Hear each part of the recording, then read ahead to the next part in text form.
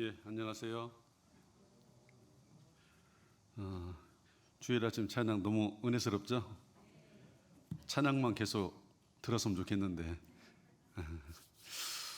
아무튼 어제 코로나19 바이러스 의견이 더 많은 사람들이 확장이 돼서 어제 이제 국가에서 경기도와 서울 경기권역 경기도죠. 서울시하고 해서 2단계 격상에서 이제 발표를 해서 부득이하게 오늘 보니까 지난주하고 좀 자리가 좀 바뀌었죠.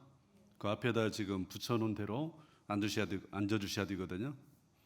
그래서 여기 이제 2주간 다음 주까지 진행이 되는 관계로 그 자리는 부득이하게 이렇게 있고, 나중에 이제 다 앉고 나중에 오신 분들은 찬양대석까지 인도해 주시고요. 다 참여는 나중에 오신 분들은 이제 중강당으로 내려가셔서 좀 말씀을 들으시면 될 것 같습니다. 잠깐 같이 기도 드리겠습니다.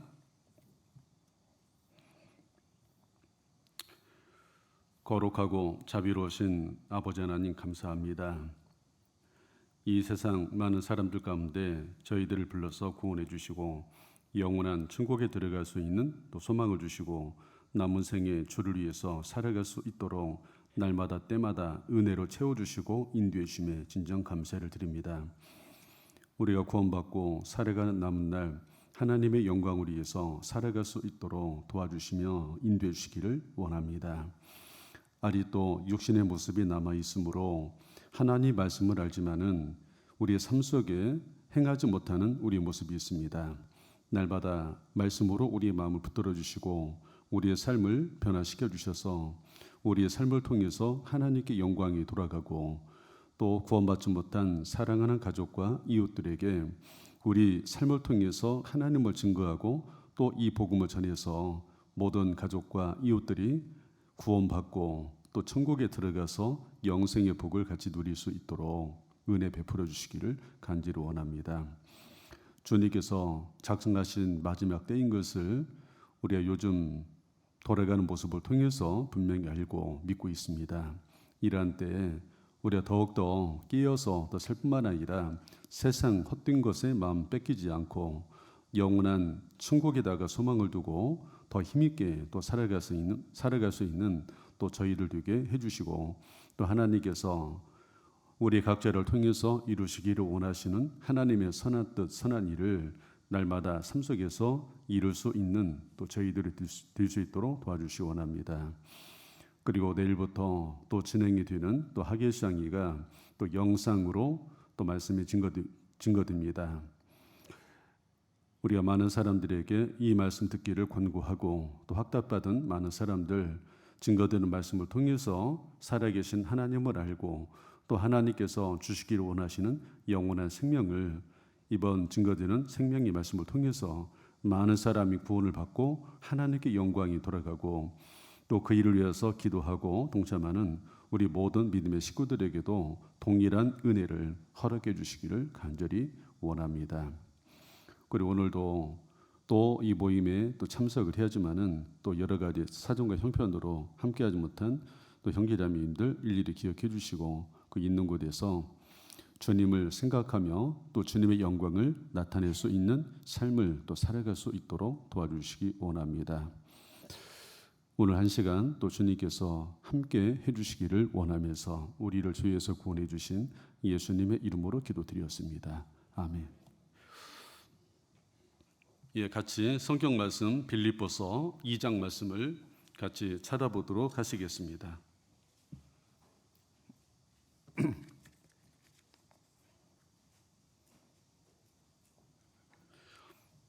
빌립보서 2장 1절로 8절까지 말씀을 제가 읽도록 하겠습니다. 빌립보서 2장 1절로 8절까지입니다.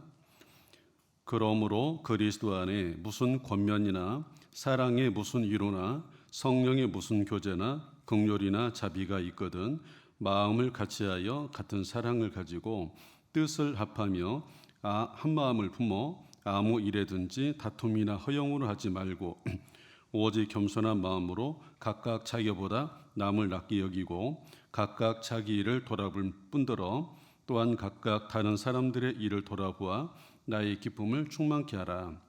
너희 안에 이 마음을 품으라. 곧 그리스도 예수의 마음이니 그는 근본 하나님의 본체시나 하나님과 동등됨을 취할 것으로 여기지 아니하시고 오히려 자기를 비어 종의 형체를 가져 사람들과 같이 되었고 사람의 모양으로 나타나셨음에 자기를 낮추시고 죽기까지 복종하셨으니 곧 십자가에 죽으심이라.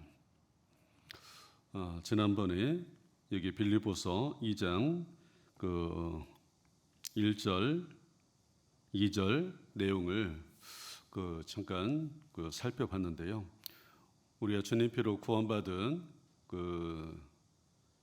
성도들이 모여서 살아가는 우리가 교회 안에서 우리가 어떻게 마음이 하나가 되느냐에 관한 내용들을 여기 몇 가지 내용을 통해서 사도 바울이 권고를 하고 있고, 근데 우리가 늘상 증거되는 말씀을 통해서 우리가 권함을 받잖아요. 권함 받는 내용을 우리가 분명히 알고 우리 삶 속에 적용해서 행할 때에 우리의 삶이 변하고 또 하나님께서 하나 된 그리스도인들을 통해서 또 밖으로 더 힘있게 또 복음이 전해진다고 우리가 분명히 알고 있습니다.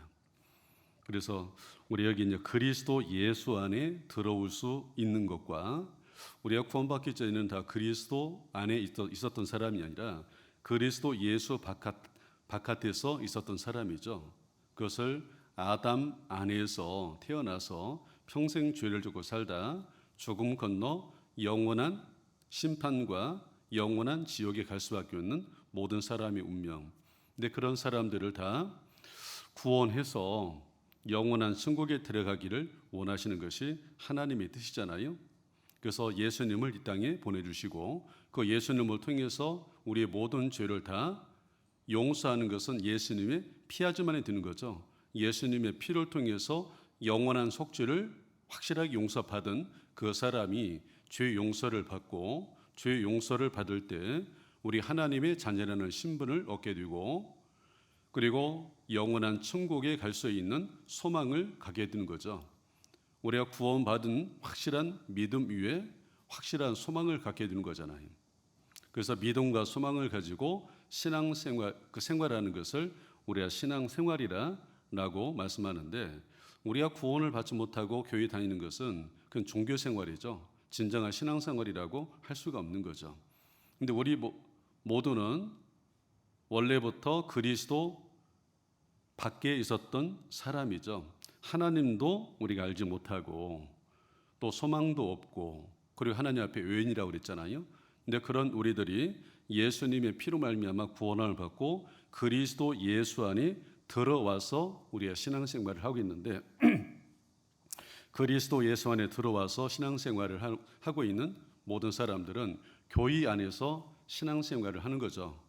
그리고 교회 안에서 들어와서 신앙생활하는 그 사람들에게 여기 필요한 내용들이 그러므로 그리스도 예수 안에 무슨 권면이나 사랑의 무슨 위로나 성령의 무슨 교제나 긍휼이나 자비가 있거든. 그 네 가지가 권면, 여기 이제 권면과 위로와 교제와 긍휼 자비 그 네 가지를 사도 바울께서 빌립보 성도들에게 말씀하고 있잖아요.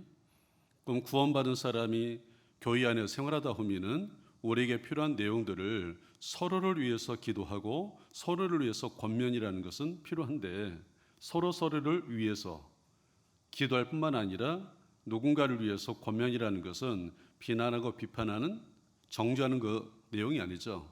정말 저 형제 자매가 말씀대로 정말 변화되기를 원하는 마음을 가지고 얘기를 하는 거잖아요. 그 얘기한 내용들을 잘 받아들여서 자기의 삶을 바꾸는 사람은 많은 유익이 있는 거죠. 근데 저번에 얘기했지만은 권면하는 누군가에게 너나 잘하세요라고 한다면 어때요? 근데 그 사람에게는 누군가가 기도할 필요도 없는 거고 누군가가 얘기도 안 해주겠죠. 그러면 그 사람에게는 참 불행이죠. 자기를 위해서 기도해 준 사람이 없고 얘기해 준 사람이 없다라고 한다면 얼마나 불행입니까? 근데 누군가가 나를 정말 생각해서 권하는 내용은 그만큼 나를 생각하니까 기도했을 거고 얘기를 해주는 내용이니까 우리가 받아들여서 우리의 삶을 바꾸는 것이 필요할 거라 생각합니다. 그리고 우리가 이제 신앙생활 하다 보면은 구원받은 사람에게 주어지는 형통한 날보다도 공고한 날이 참 많다. 우리가 신앙 안에서 많은 어려움들, 많은 고통과 많은 고난이 있잖아요. 근데 그 가운데 우리가 위로받을 수 있는 것은 사람들에게 또 환경을 통해서 우리가 위로받을 수 있는 건 아니죠. 이제 구원받은 사람은 진정한 위로자가 하나님이시고 하나님께서 우리에게 위로를 해주시고 또 우리에게 날마다 주어지는 이 말씀 자체가 구원받은 사람들에게 진정한 위로가 된다고 그랬죠. 곤란 중에 나의 위로가 되는 것은 하나님께 주신 말씀 한마디가 우리에게 큰 위로가 되고 또 우리가 소망이라는 것을 우리가 분명히 붙잡으면은 그 소망 자체가 우리에게 위로가 되고 또 주님의 사랑을 생각하면 그게 많은 위로가 되죠. 구원받은 사람들의 모임 가운데 간증을 통해서 또 많은 위로가 된다고 우리가 알 수 있습니다. 그리고 교회 안에서 성령 안에서 교제라는 것은 교제는 그냥 우리가 모였다가 헤어지는 그것만이 교제가 아니죠. 이 빌립보 서신서에 교제라는 것은 이런 거다라는 것을 말씀하고 있잖아요. 1장부터 4장까지 각 장마다 구원받은 그리스도인들이 교회 안에서 교제를 하는데 진정한 교제가 무엇이냐라는 것을 사도 바울께서 빌립보 성도들에게 말씀하는데요. 그 복음은 우리가 그 교제는 복음 안에서 교제가 시작이 되고 그 복음을 전하는 가운데 함께하는 것이 진정한 교제고 그 복음을 전하는 가운데 많은 고난을 받으면서 함께하는 것이 진정한 교제고 그 교제의 모든 바탕은 겸손의 바탕을 가지고 교제하는 것이 맞고 그리고 우리가 복음을 전하는 가운데 물심양면으로 우리가 기도할 뿐만 아니라 물질적으로 함께 동참하는 것이 진정한 교제라는 것을 말씀하고 있는 거죠. 그 사도 바울은 빌립보 성도들과 함께 복음으로 시작이 됐고 복음을 전하고 끝까지 복음 안에서 함께 했던 교회가 빌립보 교회인 것을 말씀하고 있습니다. 그리고 우리가 신앙 안에서 긍휼과 자비라는 것은 하나님의 속성 가운데 있는 거잖아요. 하나님의 속성 가운데 하나님의 긍휼과 자비. 하나님은 우리를 불쌍히 여겨주는 것이 하나님의 본신 마음이잖아요. 그리고 우리를 사랑하시고. 근데 우리가 하나님의 긍휼과 정말 사랑하심을 받았다면 우리의 삶 속에서도 동일하게 그런 마음들을 가지고 누군가를 대해야 되죠. 교회 안에서. 우리가 완벽한 사람들은 아니잖아요. 하나님 편에 봤을 때 우리를 의롭다 하시는 거고 내가 내 모습을 육신의 모습을 봤을 때는 아직 또 부족한 부분들, 연약한 부분들, 또 변해야 될 많은 것들을 가지고 있는 사람들이죠. 근데 우리가 서로가 형제 자매들을 바라볼 때 정말 긍휼과 자비로 바라보지 못하면은 이렇게 손가락을 가지고 누군가를 비난하고 정죄를 할 수 있는 거잖아요. 근데 예수님께서는 우리를 조건을 달고 우리를 받아주신 게 아니잖아요. 나오는 우리를 그대로 받아주시고 용서해 주신 것처럼 너희도 삶 속에서 용납하고 용서하고 긍휼히 여길 것을 말씀하는 거죠. 그럼 우리가 신앙 안에서도 많은 고통 가운데 있는 형제 자매들 또 물론 그 가운데 기쁜 일이 혹 있을 수 있잖아요. 우리가 기쁜 일을 함께 우리가 기뻐하는 것이 맞고 그리고 정말 슬픈 일을 당했을 때 같이 옆에서 울어줄 수 있는 그런 형제 자매가 돼야 되겠죠. 좀 더운가요? 온도를 좀 오늘 날씨가 더워지니까 좀 지난주에 온도 맞춰준 거에 맞춰졌으면 좀 더울 것 같아요. 좀 온도를 좀 더 낮춰주시면 좋을 것 같습니다. 제가 얘기 안 하면 이제 안 올려주거든요. 지금. 근데 이러고 있는 거 보니까 좀 더운 것 같아요. 예. 그래서 여기에 긍휼과 자비라는 것은 하나님의 속성이니까. 근데 그 가운데 또 하나님의 속성 가운데 하나님의 공의와 사랑이라는 이 두 가지 성품이 있잖아요. 두 가지 성품. 근데 그 가운데 사랑이라는 것이 더 중요한 겁니다. 그리고 이제 오늘 여기 2절에 빌립보서 2장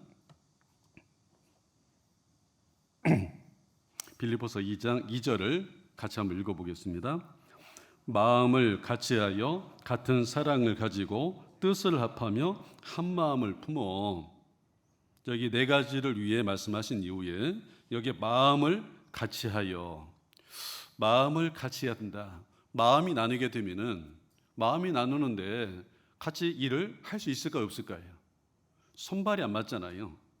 근데 구원받은 그리스도인들이 모여 있는 교회 안에도 구원을 받았지만은 우리가 주님의 일을 위해서 마음들이 하나가 됐을 때 큰 힘을 발휘할 수 있고 주님의 일을 이룰 수 있는데, 마음들이 나눠져 있단다면은 손발이 안 맞고 주님의 일을 하는데 많은 장애가 되겠죠.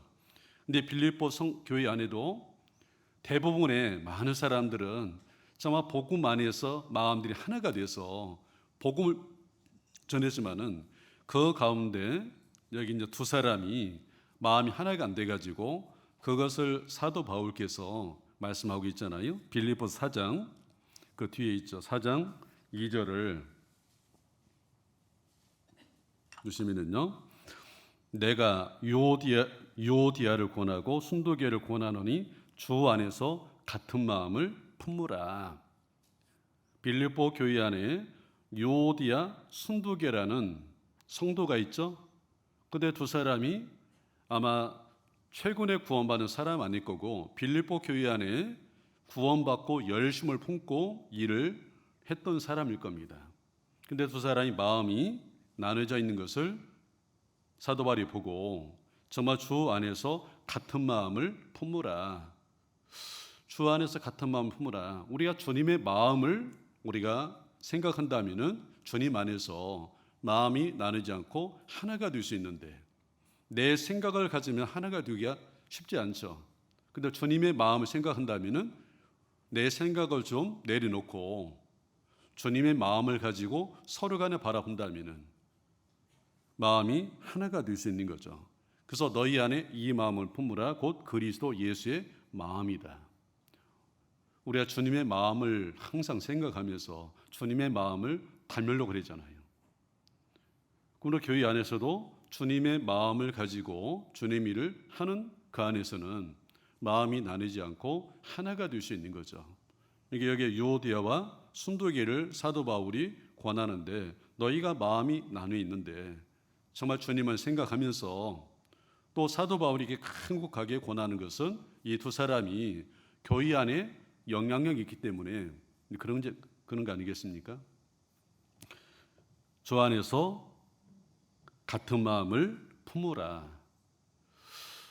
그 주님의 속성 가운데 공의와 사랑 두 가지가 있다고 그랬죠.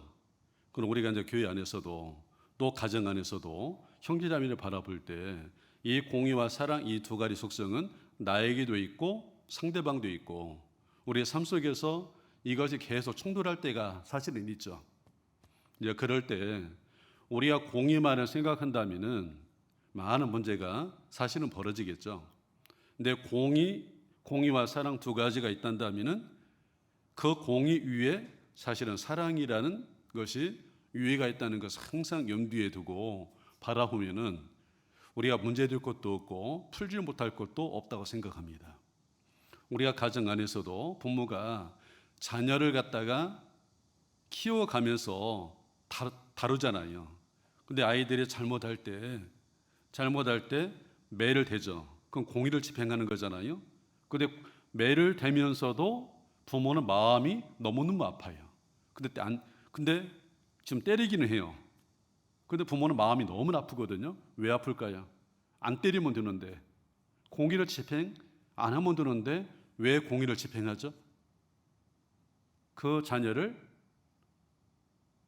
죽이려고 때려요? 돌이키도록 때려요? 돌이키게 하고자 하는 것이 목적이잖아요. 곁길로 가는 이 자녀가 이대로 나누면 안 되기 때문에 공의를 집행하지만은 죽일 마음을 가지고 때리는 게 아니라 정말 돌이키게 하고자 하는 마음, 그리고 때릴 때는 부모는 사랑하는 마음을 가지고 때리는 거잖아요. 그게 부모의 마음인 것처럼 하나님께서도 우리를 다룰 때 공의와 사랑 이 두 가지 속성을 가지고 우리를 다스려 가잖아요. 우리 인도해 가잖아요. 근데 공의 위에 사실은 사랑이 있는 것처럼 우리가 교회 안에서도 서로 형제자매를 볼 때 공의만을 가지고 바라보면은 이런 거잖아. 이게 손가락질 계속 하면서 너는 왜 그러냐, 왜 이러냐, 어떠한 비판적인 공의 모습 바라보면은 이런 거죠. 근데 공의 위에 사랑하는 모습을 바라보면은 지금 당장은 부족하지만은 여러 가지 문제가 있지만은 정말 사랑하는 모습으로 바라보면 어때요? 조금씩 바뀌어가는 거잖아요. 그리고 비난하고 비판하고 종교하는 게 아니라 그 형제자매가 좀 변해갈 수 있도록 옆에서 돕는 역할을 사실은 해줘야 되겠죠. 사랑한다면. 부모는 그렇잖아요. 부모는 자녀가 변해가도록 돕는 역할을 하잖아요. 매를 대는 것도 마찬가지고. 그래서 우리가 교회 안에서 사랑 위에, 공의 위에 사랑하는 마음을 가지고 교회 안의 형제자매들을 바라보면은 마음들이 나눌 리가 없고 하나가 될 수 있는 거잖아요. 공의만을 가지고 바라본다면은 마음들이 다 나눠질 겁니다. 근데 그 위에 사랑하는 마음을 가지고 봐야 되고요. 그리고 주님께서는 그런 마음을 또 그런 사랑을 우리에게 주신 거잖아요. 우리가 요한복음 3장 16절을 보면은 여기 이제 마음을 같이하여 같은 사랑을 가지고라고 되어 있잖아요. 우리가 동일한 사랑을 하나님께로부터 받았는데 요한복음 3장 16절 이 말씀은 성경 전체의 요약이잖아요. 하나님이 세상을 이처럼 사랑하사 독생자를 주셨으니, 하나님이 세상을 이처럼 사랑했다. 세상을, 거기 세상이란 단어에다가 내 이름을 집어넣으면 어떨까요? 하나님이 세상을, 하나님이 김병헌을, 하나님이 여기 앉아있는 나를 이처럼 사랑했다. 얼마큼 사랑했을까요? 얼마큼? 거기에 하나님이 세상을, 하나님이 나를 이처럼 사랑했다라는 이처럼이라는 거기에 이처럼을 우리가 생각해보면 어떨까요? 얼마큼 우리를 사랑했을까? 그걸 알려면은 우리가 십자가를 보면 알 수 있잖아요. 십자가에 달리시는 예수님은 나를 너무너무 사랑해서 나 대신에 십자가에 달렸고, 그리고 6시간 동안 그 고통을, 그 심판을, 그 저주를 다 나 대신에 받는 거잖아요. 내가 너를 사랑하기 때문에 십자가에 너 대신 죽는 거다. 세상에서 나를 사랑한다고 하는 사람들은 참 많죠. 내 부모도 나를 사랑한다고 해요. 내 동기간도 나를 사랑한다고 해요. 내 친구들도 나를 사랑한다고 표현하죠. 근데 사랑한다는 그 사람들에게 너 나를 위해서 죽어줄 수 있어? 라고 물어본다면 죽는 것은 쉬운 게 아니잖아요. 근데 바로 예수님은, 하나님은 나를 너무너무 사랑해서 나 대신에 십자가에 달렸고, 그리고 그 내가 받아야 될 저주와 심판을 다 대신 받고 6시간 동안 피를 다 쏟으시고 죽으시면서 다 이루었다 선포하고 돌아가셨고, 그리고 죄를 다 해결했다 증거와 보증이 3일 만에 부활이잖아요. 죽으시고 부활하신 것을 다 완성하신 것을 복음이라. 그 복음을 완성하고 예수님께서 감람산에서 승천에 올라가시죠. 승천에 올라가시면서 그 복음을, 하나님께서 이루어진 그 사랑을 모든 사람에게, 모든 만민에게, 모든 만병에 가서 전하라고 되어 있죠. 먼저 이 사랑을 받은 사람이 나가서 이걸 선포해 주면은 듣는 모든 사람들이 동일한 사랑을 받잖아요. 구원을 받은 것은 동일한 거잖아요. 동일한 믿음, 동일한 사랑. 만약 이것이 달라진다면은 구원 자체도 달라지겠죠. 우리가 복음을 통해서 우리가 구원함을 얻을 때 정말 하나님의 사랑이 어떤지를 진정으로 우리가 알게 되고 깨닫게 되고 믿게 된다고 생각합니다. 그래서 베드로는 그 예수님의 사랑을 이렇게 고백하잖아요. 베드로전서 1장 찾아보시죠.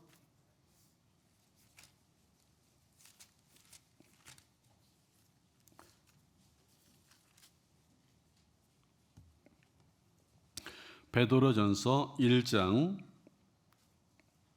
8절 9절 예수를 너희가 보지 못하였으나 사랑하는도다. 이제도 보지 못하나 믿고 말할 수 없는 영광스러운 즐거움으로 기뻐하니 믿음의 결국 곧 영혼의 구원을 받음이라. 예수를 너희가 보지 못하였으나 사랑하는도다. 근데 베드로는 주님을 봤을까 안 봤을까요? 주님을 직접 본 사람이잖아요. 3년 반 동안 주님을 따라다니면서 수많은 기적과 능력을 다 봤던 사람이죠. 그리고 예수님께서 십자가에 죽으시고 부활한 것까지를 다 본 사람이죠. 다 보고 예수님께서 부활하신 이후에 베드로에게 정말 나를 사랑하느냐? 그걸 물어봤고 베드로는 3번이나 주님을 사랑한다고 고백했던 사람이잖아요.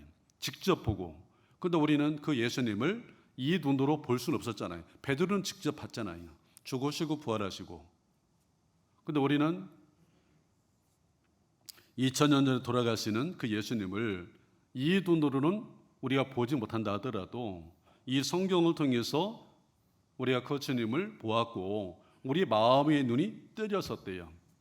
그 주님을 십자가에 돌아가시는 그 예수님을 우리의 마음의 눈을 통해서 우리가 봤고 우리가 믿었잖아요. 정말 주님께서 우리를 얼마큼 사랑하시는지 그 사랑을 내가 받아들여서 내가 믿는 것처럼 그래서 그때 영혼의 구원을 받았잖아요. 그리고 우리 삶 속에서 그 예수님을 사랑한다고 베드로가 고백했던 것처럼 우리도 동일하게 고백을 하죠. 그리고 베드로에게 제자들에게 예수님께서 죽으시기 전날 앞으로 해야 될 일들을 말씀하면서 내가 새 계명을 너희에게 주노니 예수님께서 죽으시기 전날 제자들하고 그 밤에 긴 설교를 했잖아요. 요한복음 13장부터 시작해서 17장까지의 그 내용은 그날 저녁에 긴 설교를 제자들에게 말씀하신 내용이죠. 그 내용 가운데 새 계명을 너희에게 주노니 뭐라고 했습니까? 서로 미워하라? 서로 미워하지 말고 서로 사랑하라. 그게 새 계명이라고 그랬죠.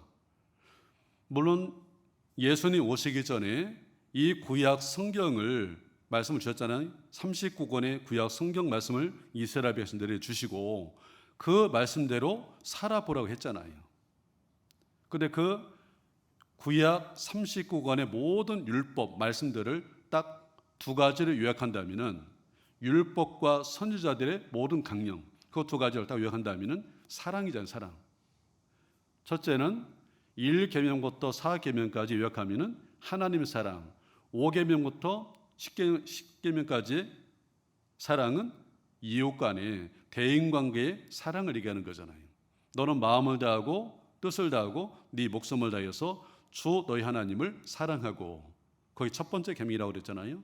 그리고 내 이웃을 내 몸같이 사랑하라 라고 하신 이 모든 말씀이 다 들어가 있다고 그랬죠. 이게 사랑이잖아요. 사랑. 그럼 구약에는 하나님께서 이 사랑하라 명하셨지만은 사랑할 수 있는 힘을 안 주시고 사랑하라는 거죠. 근데 신약에는 우리에게 사랑할 수 있는 힘을 주시고 내가 너를 사랑했지 않느냐. 그 사랑을 받았으면은 그 사랑 힘을 가지고 너도 누군가를 사랑하라. 하나님의 사랑, 이웃 사랑. 내가 그 사랑을 받았으니까 그 힘을 얻어서 사랑하라는 거죠. 우리가 샘이라는 것은 이 땅에서 샘이 이렇게 계속 올라오잖아요. 그 샘이라는 것은 퍼내면 퍼낼수록 어때요? 계속 물이 마르지 않는 게 샘이죠. 그것처럼 내가 주님의 사랑을 내가 가지고 있고 크게 가지고 있는 사람은 그 사랑을 누군가에게 전해줘도 어때요? 계속 내 안에 있는 거잖아요. 샘이 계속 물을 내는 것처럼. 그래서 베드로 사도는 예수를 보지 못하시나 사랑하는도다. 우리 고백이잖아요. 이 눈으로 보지 못했지만은 그 예수님의 사랑을 우리가 십자가를 바라보고 믿을 때 그 주님의 사랑을 우리가 충분히 받았잖아요. 그리고 누군가를 그 사랑하는 마음을 가지고 하는 거잖아요. 그래서 베드로 사도는 여기에 예수를 보지 못하였으나 사랑하노도다 이제도 보지 못하나 믿고 말할 수 없는 영광스러운 즐거움으로 기뻐하니, 그러면서 22절에 너희가 진리를 순종함으로 너희 영혼을 깨끗하게 하여 거짓이 없이 형제를 사랑하기 이르렀으니, 같이 읽어보죠. 마음으로 뜨겁게 피차 사랑하라. 너희가 진리를 순종함으로 너희 영혼을 깨끗하게 하여, 구원을 받았으니까 거짓이 없이 형제를 사랑하기 이르렀으니 마음으로 뜨겁게 피차 사랑하라. 교회 안에 옆에 있는 형제 자매들 뿐만 아니라 구원받지 못한 이웃들을 정말 사랑하라는 것이 새 계명 명령이잖아요. 내가 너희를 사랑한 것처럼 너희도 서로 사랑하라. 이로써 너희가 내 제자인 줄을 알리라. 근데 내 안에 정말 주님을 사랑한다고 고백은 하는데 내 주변에 누군가를 계속 미워하겠다면 그건 안 맞는 거잖아요. 마음으로 뜨겁게 피차 교회 안에 있는 형제자매를 사랑하라. 그리고 4장에도 한번 보시죠. 넘기셔서요.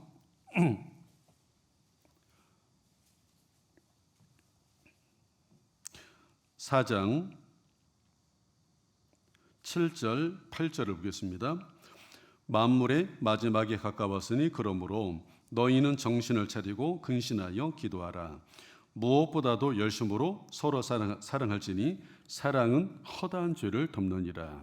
만물의 마지막이 가까웠으니, 마지막 때인 것을 우리가 아는 것만큼 아는 사람들은 그 시기를 알고 더 무엇보다도 열심으로 서로 사랑할지니, 뜨겁게 사랑하라, 열심으로 사랑하라. 그러면서 너희는 사랑은 허다한 죄를 덮는다고 그랬잖아요. 사랑은 허물을 덮는 게 사랑이죠. 허물을 파가지고 계속 상처를 내고 드러내는 것은 사랑이 아니죠. 그런데 이런 것은 있죠. 이단적인 교리를 가지고 들어와서 전해서 구원받은 누군가를 신앙 안에 망하게 할 의도로 이단적인 교리를 가져와서 전하는 것은, 그건 사랑으로 덮는 게 아니죠. 그건 드러내서 잘라내야 될 사람들이죠. 근데 그게 아니라 우리가 서로 간에 육신이 있어서 잘못하는 부분들이 있잖아요. 육신이 약해서, 내가 부족해서 나오는. 근데 그런 것들은 우리가 알잖아요. 근데 그런 것들은 우리가 서로 기도 가운데 사랑으로 그런 허물들을 덮어야 되죠. 덮고 시간이 좀 지나다 보면은 그런 것들이 정리가 되잖아요. 그래서 만물의 마지막이 가까웠으니 우리가 더욱더 열심으로 서로 사랑하면서 이 허물들을 드러내는 게 아니라 덮는 게 사랑이라고. 그리고 요한일서도 한번 찾아보시죠. 요한일서 4장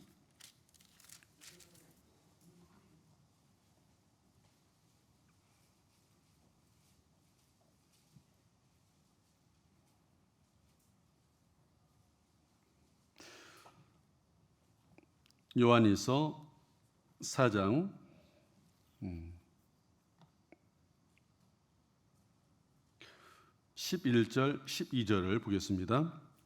사랑하는 자들아, 하나님이 이같이 우리를 사랑하셨은즉 우리도 서로 사랑하는 것이 마땅하도다. 12절은 같이 읽어보죠. 어느 때나 하나님을 본 사람이 없으되 만일 우리가 서로 사랑하면 하나님이 우리 안에 거하시고 그의 사랑이 우리 안에 온전히 이루느니라. 사랑하는 자들아, 여기 요한일서 4장 7절부터 하나님은 사랑이시라 이렇게 선포하고, 하나님께서 우리를 먼저 사랑하셨으니까 너희도 서로 사랑하라 명하셨고, 구원받은 사람들이 신앙 안에서 서로 사랑하고 신앙생활할 때 우리의 삶을 통해서 하나님이 우리 안에 거하시고 역사하는 것을 누가 볼까요? 구원받지 못한 누군가가 그 모습을 통해서 저 사람들 안에 정말 하나님이 계신 게 맞다, 하나님의 사랑이 있는 게 맞다 인정을 할 때 그 사람을 전도할 수 있는 거잖아요. 어느 때나 하나님을 본 사람이 없으되, 하나님은 눈에 보이지 않잖아요. 보이진 않을지라도 구원을 받은 사람이 정말 사랑 안에서 살아갈 때 그 삶을 통해서 그들 속에 하나님이 계신 것을 안다고 그랬잖아요. 본 사람이 없어도 만일 우리가 서로 사랑하면 하나님이 우리 안에 거하시고 그의 사랑이 우리 안에 온전히 이루어지니라. 그 사랑을 우리가 가지고 그 동일한 사랑을 가지고 우리가 살아갈 때 마음들이 사실은 하나가 되는 거죠. 자, 이런 내용이 있습니다. 우리가 옛날에는 아들, 딸 사랑을 하죠. 아들도 사랑하고 딸도 사랑하고. 근데 부모가 옛날에는 딸보다 아들을 더 사랑하는 게 사실이죠. 근데 지금이야 이제 아들, 딸 구별 말고 하나만 낳아 잘 기르자. 제가 이제 결혼할 무렵에는 아들, 딸 구별하지 말고 하나만 낳아서 잘 기르자. 그게 국가적인 공고상이었거든요. 그래서 하나만 낳아서 키우려고 했는데 저도 어쩌다 보니까 둘을 낳았어요. 근데 키워놓고 보니까 하나만 낳았으면 어떨 뻔했나. 제가 키워본 입장에서는 자, 둘 이상은 낳아서 키워봐야 아이들한테도 참 좋겠다 싶은 생각이 들더라고요. 아이 혼자만 있는 그 집안에는 부모가 아무리 사랑을 줘도 한계가 있어요. 자녀들끼리 같이 성장해 가면서 좀 다투기도 하지만은 어떤 싸우는 것도 있지만은 그런 가운데 인격이 형성이 돼 가면서 정상적으로. 근데 혼자만 있는 아이들은 자기밖에 모르잖아요. 근데 둘 이상 있으면은 서로 같이 커가면서 뭔가 부모가 채워줄 수 없는 부분들, 가르치지 못하는 것들을 서로 간에 커가면서 보고 배우고 다투는 가운데 배우고. 근데 지금은 이제 국가적으로 하나만 낳으라고 하지 않죠. 많이 낳으라고 하죠. 할 수만 있으면은 저는 많이 낳아서 키우면 좋겠어요. 국가에도 이바지하고 그리고 우리에게도 좋고. 근데 이제 우리 아들, 딸, 아들이라는 기준과 딸이라는 기준이 사실은 하나님께서 보실 때 동일한 거잖아요. 아들, 딸 구별이 있을까요? 어떤 남녀 간에 하나님께서 만드신 목적이 좀 다른 부분이 있지만은 하나님께서 보실 때 아들을 편애하고 딸을 소홀히 하고 그건 아니잖아요. 동등해 보는데 옛날 우리 부모 세대는 아들, 딸 구분을 어때요? 차이를 많이 뒀잖아요. 그래서 어떤 노부부가 정말 많은 재산을 다 뒷바라지에 팔아가지고 뒷바라지에서 아들, 딸을 뒷바라지에서 아들, 딸이 성공을 해서 미국에 가서 이제 정착해서 결혼해 사는데 이 노부부가 이제 은퇴를 하고 미국에서 살아가는 아들, 딸이 정말 잘 사는가 궁금해서 미국에 갔대요. 미국에 가서 먼저 딸네 집을 갔습니다. 딸네 집을 가니까 아버님 오셨냐고 하면서 사위가 반갑게 맞이하면서 부모님을 이제 오셨으니까 맛있는 거 대접해야 되겠죠. 그래서 고기를 사다가 사위가 불판에다가 맛있게 고기를 꺼가지고 아버님, 어머니 맛있게 드세요. 그리고 딸은 뭐 하고 있을까 그 시간에? 사위는 고기를 굽고 대접을 하고 딸은 아버지 어머니 옆에서 얘기를 하고 그 고기를 먹으면서 아버지 어머니가 마음이 어땠을까요? 너무나 흐뭇했습니다. 이야, 사위 하나를 참 잘 두었다. 너무너무 대접 잘 받고 마음이 흐뭇해서 이제 아들네 집에 갔어요. 아들네 집에 가니까 아버님 오셨냐고 며느리에게 얘기를 하고 아들이 불을 피우고 거기다 고기를 구워서 아버님 많이 드시라고. 그러니까 아버지가 그 고기를 먹으면서 마음이 불편해졌어요. 내가 어떻게 키운 아들인데 미국에 와서 고기를 굽고 있을까 이거? 마음이 불편해졌어요. 그리고 나서 한국에 이제 돌아오면서 아들 잘못 키웠다고. 자, 그 모습 두 가지 모습 보면은 아들, 딸을 바라보는 기준이었대요. 적용하는 잣대가 다른 거죠. 아들, 딸을 동일하게 봤으면은 지금 동일한 상황이잖아요. 동일한 상황. 미국에는 여자가 뭐 고기 굽는 것보다도 남자들이 앞치마 두르고 이렇게 하잖아요. 그러니까 사유가 할 때는 흡족한데 아들이 그 일 하니까 불편해졌어요. 이게 동일한 기준이 아니라는 거죠.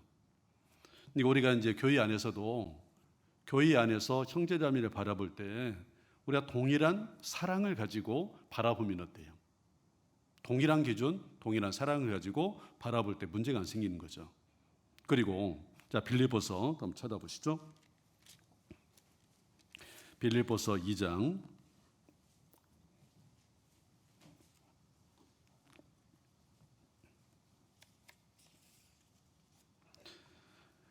2절 마음을 같이하여 같은 사랑을 가지고 뜻을 합하며 한 마음을 품어. 마음을 같이하여 같은 사랑 가지고 여기냐 뜻을 합하며 한 마음을 품어. 우리가 주님의 사랑을 가지고 같은 마음을 가지고 우리가 해야 될 마음들을 보고 뜻을 보고 우리가 해야 될 일이 무엇일까요? 여기에 뜻을 합하며 한 마음을 품어. 하나된 마음을 가지고 뜻을 모아서 우리가 해야 될 일들은 우리가 복음 증가하는 그 일을 위해서 뜻을 보고 같이 협력하는 가운데 전하는 거잖아요. 그래서 빌립보서 1장 그 위에가 있습니다. 27절을 보시죠. 27절 오직 너희는 그리스도 복음에 합당하게 생활하라. 이는 내가 너희를 가보나 떠나 있으나 너희가 일심으로 서서 한 뜻으로 복음의 신앙을 위하여 협력하는 것과 자, 복음을 전하는 그 일을 위해서 우리가 마음을 보고 뜻을 보고 협력하는 가운데 복음을 전할 수 있다는 거죠. 그러면 이 빌립보 성도들은 바울을 통해서 복음을 들었고 믿었어요. 그리고 복음을 전하는 가운데 방관자가 아니라 마음들을 모아주고 뜻을 모아주고 옆에서 적극적으로 도와준 교회가 빌립보 교회죠. 거기에 맨 처음 구원받은 루디아. 이게 먼저 구원받은 사람이 어떤 신앙을 가지고 행하느냐에 따라서 그 뒤에 구원받은 사람도 담는 거잖아요. 루디아는 구원받자마자 사도 바울과 일행들이 다른 데 가서 머물면서 전도하려고 했을 때 루디아 자매가 구원받자마자 뭐라 합니까? 내 집에 들어와 유하라. 정말 나를 구원받은 자매로 인정하글랑 내 집에 들어와서 유하면서 여기서 복음 전하자. 그러면 집을 개방한다는 의미가 어떤 의미인지 우리 자매님들은 잘 아시잖아요. 집안에 손님 하나가 그냥 손님 누군가가 왔다 가는데도 많은 준비해야 될 게 많잖아요. 거기에 뭐 시댁 식구가 오든 친정 식구가 오든 친구가 오든 왔다 가는 걸 끝나는 게 아니잖아요. 거기에 준비되는 것이 있고 또 불편을 할 것들이 있잖아요. 근데 그런 걸 감수하고 누군가를 집안에 데리는 거잖아요. 좋은 마음을 가지고. 근데 잠깐 왔다 가는 것도 그런데 그냥 계속 여기 머물면서 숙식하면서 전도한다는 것은 굉장히 어려움이잖아요. 근데 노리아 자매는 복음 전하는 그 일을 위해서 집을 개방했고 바울과 일행들이 머물면서 숙식을 하면서 복음 전할 때 옆에서 물심양면으로 지원했던 것이 바로 노디아 자매인과 동시에 빌립보 성도들이 그 일을 사실 한 거죠. 우리가 노디아 자매가 구원받자마자 정말 나를 주 믿는 줄 알거든. 그 바울이 복음을 전하는데 함께 하고자 하는 마음이 컸을 거 아니겠어요? 여기 복음에 합당하게 생활하라. 이는 내가 너희를 가보나 떠나 있으나 너희가 일심으로 서서 한 뜻으로 복음의 신앙을 위하여 협력하는 것과 복음 전하는 그 한 가지 마음을 가지고 서로 협력하는 것이 이게 하나님의 뜻이잖아요. 우리 양쪽 보면은 뭐라고 써 있습니까? 여기 질문하고 답하는 내용. 우리가 구원받은 사람이 하나님의 은혜로 구원을 받고 이 은혜를 무엇으로 보답할고 질문했죠? 답 여기 있어요. 뭐라고 써 있죠? 내가 죽지 않고 살아서 여호와 행사를 선파리로다. 선파라. 이게 우리가 남은 생에 살아가야 될 목적이고 이유잖아요. 이 복음 전하는 그 일을 위해서. 근데 그 복음 전하는 것은 나 혼자 전하는 게 아니잖아요. 홀로 전하는 게 아니라 우리가 교회 안에서 서로 협력하는 가운데 복음이 전해지도록 돼 있잖아요. 그래서 마태복음 한번 찾아보시죠.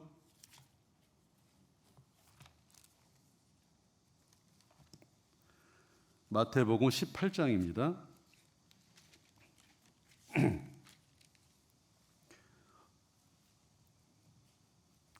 마태복음 18장 19절 20절을 보시면요.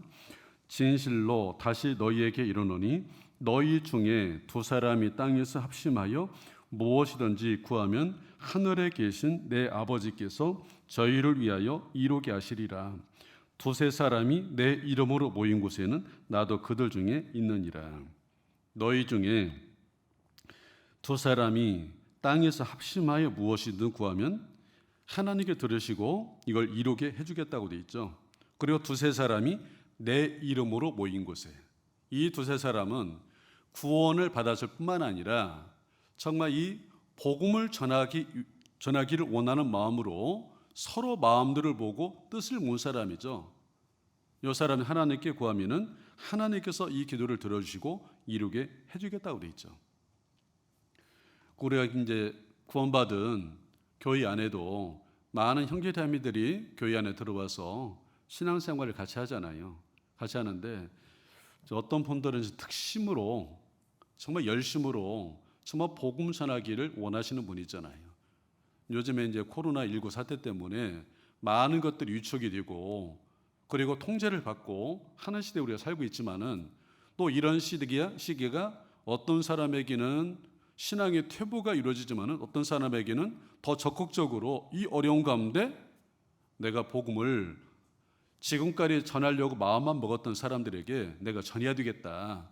그런 적극적인 마음을 가지고 전해서 또 구원받은 결과까지를 최근에 이제 많이 우리가 듣게 되잖아요. 어렵다고 생각했던 사람들이 이 일을 겪으면서 마음이 약해지고 그 가운데 그냥 지나갔으면은 지나가는 거잖아요. 근데 구원받은 분이 정말 기도 가운데 적극적으로 권하니까 마음이 약해져 있는 그 상태에서 말씀을 듣고 구원을 받는. 그리고 옆에서 내가 전도하는데 그 옆에서 기도 가운데 좀 도와주는 많은 분들. 물심양면으로 어떤 분은 물질로도 지원하고 어떤 분은 차량으로 어떤 분은 기도로 지원하고 합력해서 전도를 위해서 결과까지를 내는 것을 최근에 우리가 볼 수 있었잖아요.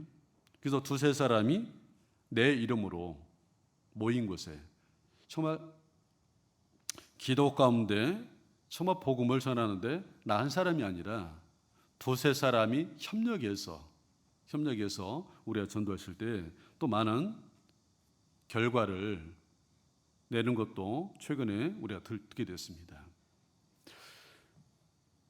우리가 말 한마디가 끄는 힘은 우리 잘 아는데도 2톤 정도에 끌 수 있다고 그러죠.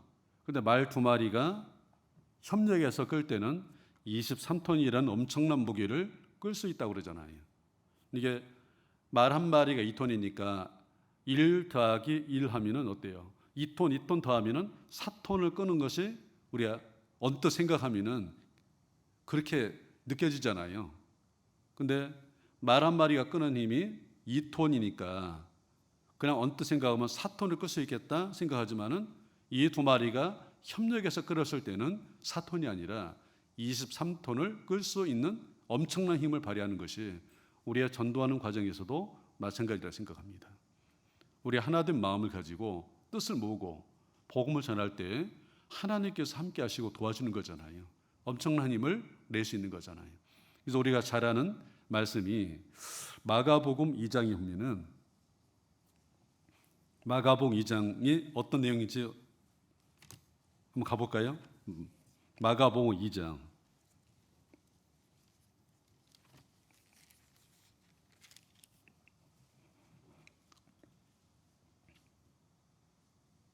마가복음 2장 3절 사람들이 한 중풍병자를 네 사람에게 메어 가지고 예수께로 올세 머리를 인하여 예수께 데려갈 수 없으므로 그 계신 곳에 지붕을 뜯어 구멍을 내고 중풍병자의 누운 상을 달아내리니 예수께서 저희의 믿음을 보시고 중풍병자에 이르시되 소자야 내 죄 사함을 받았느니라 하시니 어떤 서기관들이 거기 앉아서 마음이 의논하기를 이 사람이 어찌 이렇게 말하는가 참남하도다 오직 하나님 한 분 위에는 누가 등이 죄를 사하겠느냐. 자, 여기 내용은 한 중풍병 들린 사람이 있죠. 근데 이 사람은 누군가의 도움을 받지 않고는 움직일 수 없는 상태에 있는 사람이죠. 근데 이 중풍병 들린 사람도 병 낫기를 간절히 원할 거 아니에요. 그리고 옆에 있는 누군가가 그 모습을 보면은 저 사람이 좀 나았으면 좋겠다 하는 마음을 가질 수 있잖아요. 그 중에 내 가족 중에 병든 사람이 있다. 내 친구 중에 병든 사람이 있다. 그 친구를 내 가족을 생각한다면은 병이 나을 수만 있으면은 근데 생각만 하는 게 아니라 요 사람을 데리고 어딘가에 가면은 분명히 나을 수 있는 곳이 있다. 라는 확신을 하면은 요 사람을 데려가야 되잖아요. 여기에 중풍병 들린 사람이 있고 이 중풍병 들린 사람을 메고 네 사람이 있잖아요. 예수님에게만 이 사람을 데려가면은 예수님께서 많은 병자를 고쳐주시는데 예수님 앞에까지만 데려가면은 이 사람 낫게 할 수 있는데 그런 믿음과 확신이 있죠. 근데 생각만 가지고 있는 게 아니라 이 네 사람이 이 중풍병 들린 사람을 침상채에 떼매고 왔잖아요. 떼매고 왔는데 거기 너무 많은 사람들이 있어서 예수님 앞에까지 갈 수가 없는 상황이잖아요. 다시 돌아가야 되느냐 더 나가야 되느냐. 근데 많은 사람이 온 집에 있어서 나갈 수도 없고 그냥 돌아가자니 안 되겠고 그럼 이 네 사람이 거기서 생각을 했을 거 아니에요. 돌아갈까? 아니야.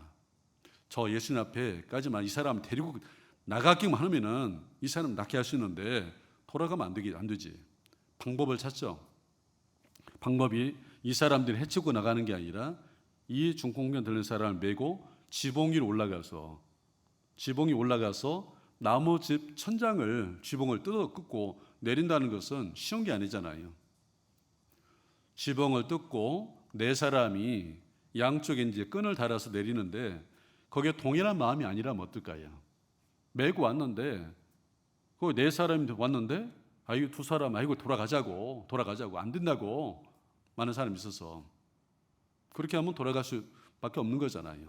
그거 달아 내릴 때도 올라가서 보니까 이 지붕을 뜯어 내려야 되잖아요. 너무 집을 어떻게 뜯어 내리냐 안 된다. 그러면 그것도 안 되는 거고. 그거 달아 내릴 때도 어때요? 두 사람이 또 동일한 마음을 가지고 달아 내리지 않으면은 또 내리다가 이제 뒤집어질 수 있는 거고. 그러니까 이 네 사람이 똑같은 마음을 가지고 나아갔고 협력해서 달아내리는 모습을 보세요. 자, 예수님께서 이 중풍병 들린 사람을 보고 게 아니라 메고 온 사람 저희의 믿음을 보시고 이 중풍병 들린 사람을 낫게 해주잖아요. 그리고 중풍병 들린 사람도 아마 마음에 비록 내가 손발이 이렇게 부자연스럽고 침상에 누워서 왔지만은 병 낫기를 간절히 원하는 마음이 있지 않았겠습니까? 그런 마음이 있는데 내 힘으로는 안 돼요. 옆에 누군가가 도와주면은 내가 나을 수 있는데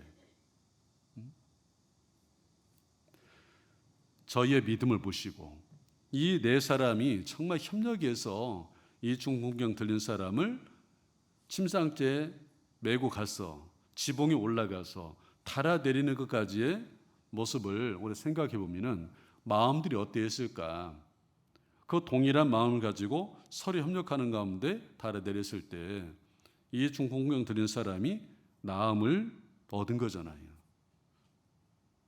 자, 이게 서로 우리가 동일한 그 마음을 가지고 하나된 마음, 하나된 뜻을 가지고 복음을 전할 때 결과진 거잖아요. 그리고 우리가 이제 열왕기 하에 보면은 엘리사 엘리사를 통해서 많은 이적과 기적이 나타나잖아요. 근데 그 가운데 저 수넴 지역에 여인이 엘리사가 왔다 갔다 하는, 엘리사가 하나님의 선지자고 지나가는 길에 자기 집안에 머물러서 갔으면 좋겠다 해서 다락방을 하나 마련하고, 엘리사가 왔다 지나가는 길에 반드시 거기 머물러 하루 전에 자고 가잖아요. 근데 이 집안에 자녀가 없잖아요. 근데 엘리사가 대접을 잘 받았는데, 근데 이 집안에 뭔가 좀 해주고 싶은 마음이 있잖아요. 그래서 너가 원하는 것이 무엇이냐? 나는 부족한 게 없습니다. 아무것도 필요치 않습니다. 근데 그 집안에 다른 건 다 있는데 뭐가 한 가지 빠졌어요?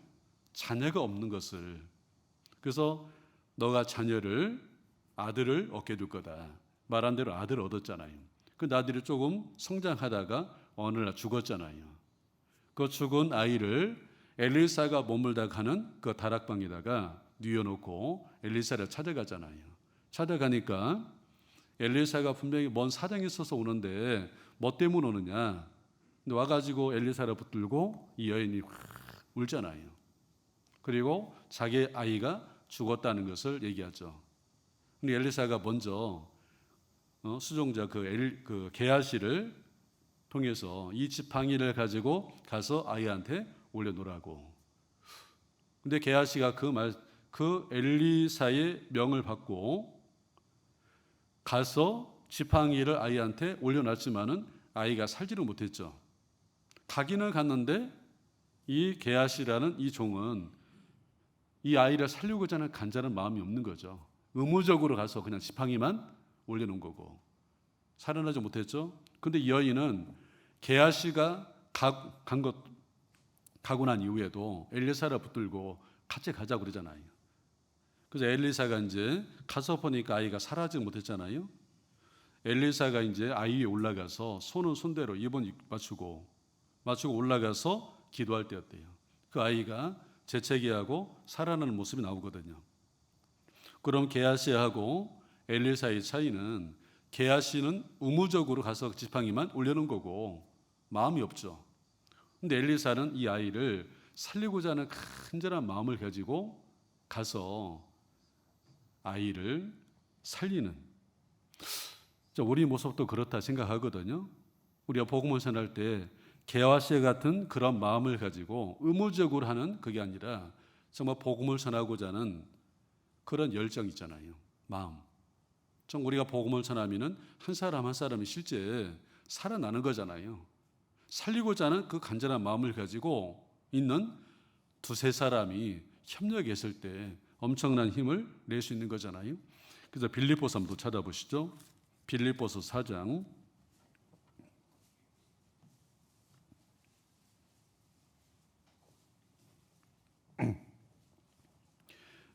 4장 3절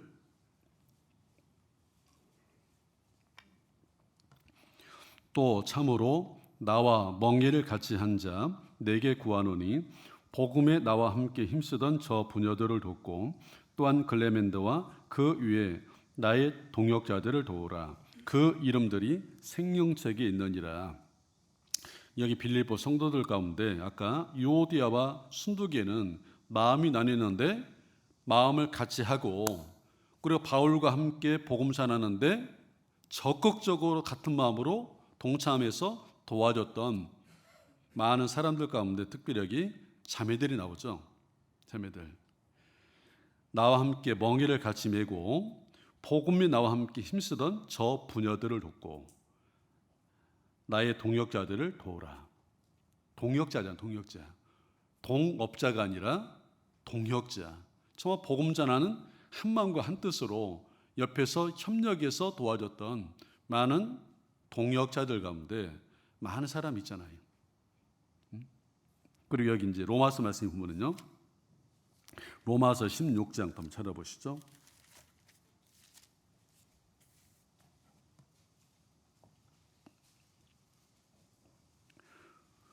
로마서 16장 3절 4절 너희가 그리스도 예수 안에서 나의 동역자들인 브리스가와 아굴라에게 문안하라.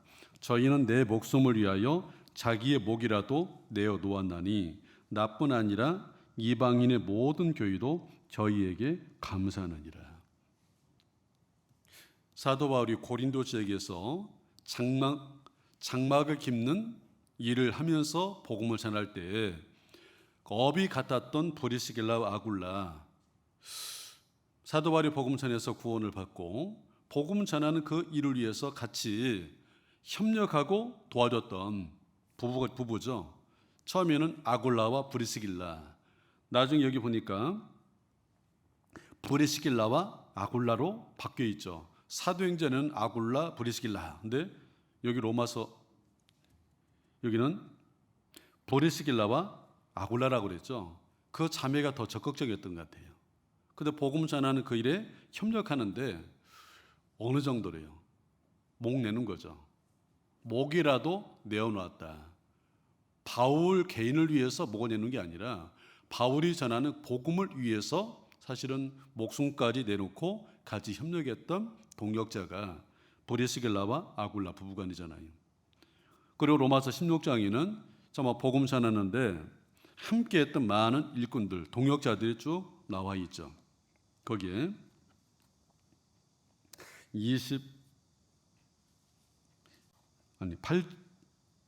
9절 그리스도 안에서 우리의 동역자인 우르바누와 나의 사랑은 스다구에게 문안하라.